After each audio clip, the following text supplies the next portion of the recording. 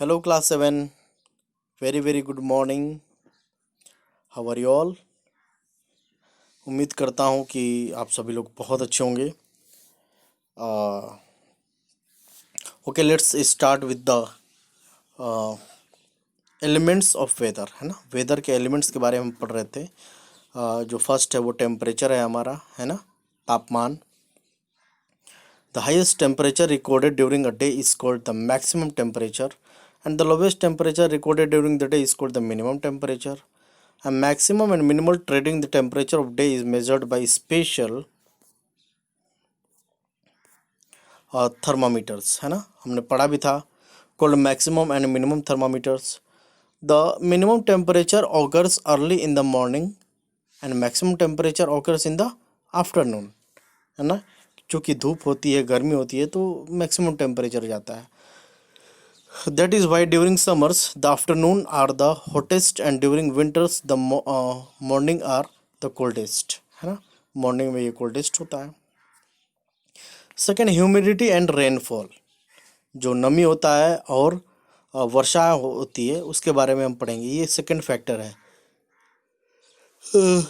Element है. यहाँ कहता है humidity is the measure of the moisture in air, है ना. जो ह्यूमिडिटी क्या होता है, मतलब कि जो नमी होती है, मॉइस्चर होता है वायु में, उसको मापने को हम ह्यूमिडिटी कहते हैं. When the amount of water vapour in the air is high. जब वाटर वेपर का अमाउंट जो होता है एयर में, ठीक है, वायु में, वो ज़्यादा होता है, हम ह्यूमिडिटी कहते हैं कि उच्च, ज़्यादा इसमें जो है नमी है, ह्यूमिडिटी इज़ हाई. और humidity is measured by an instrument called hygrometer. ठीक है, तो हाइग्रोमीटर इंपॉर्टेंट है, याद रखिएगा. हाइग्रोमीटर से आपका जो है ह्यूमिडिटी एयर में मापा जाता है. ठीक है. The greater the humidity more are the chances of rain. और जितना ज़्यादा नमी होगा उतने ज़्यादा जो है रेन होने के, वर्षा होने के चांसेस रहेंगे. ठीक है. The greater the humidity more are the chance of rain. Rainfall is generally measured in millimetres with the help of rain gauge, है ना. रेन गेज के माध्यम से इसको हम मेज़र करते हैं. ठीक है.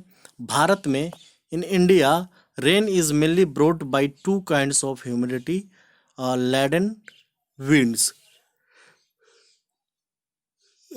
ठीक है.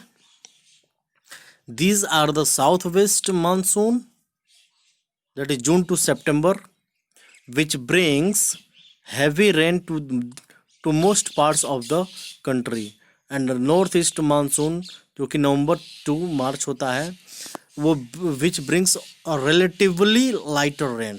इसमें कम वर्षा होती है. अब थर्ड जो एलिमेंट है हमारा, विंड्स, है ना, हवा जो होती है. Humidity laden winds from the Indian Ocean and Bay of Bengal bring rain to India during the south west monsoon period.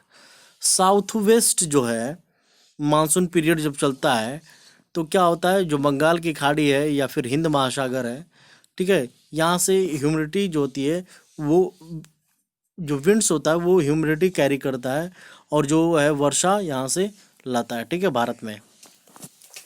अब कहता है कि during winters when the winds blow from the mountains of north India. ठीक है, ठंड के समय में जो हवाएं बहती हैं, ठीक है, जो नॉर्थ इंडिया के माउंटेन्स से टुवर्ड्स द नॉर्दर्न प्लेन्स की तरफ, the plains becomes very cold. और क्या हो जाते हैं, जो प्लेन्स होते हैं वो ठंडे हो जाते हैं.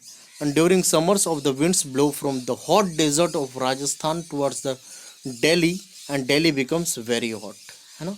तो फिर क्या होता है, दिल्ली हॉट हो जाता है, गर्म हो जाता है. अब हम बात करते हैं क्लाइमेट की, जलवायु की, है ना. Climate, you no,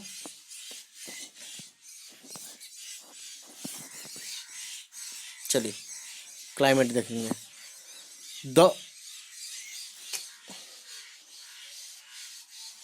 the records of the weather over the past several decades have been preserved. जो वेदर है पास्ट सेवरल डिकेड्स के, कुछ दशकों के, ठीक है, उनमें उसको संरक्षित किया गया है.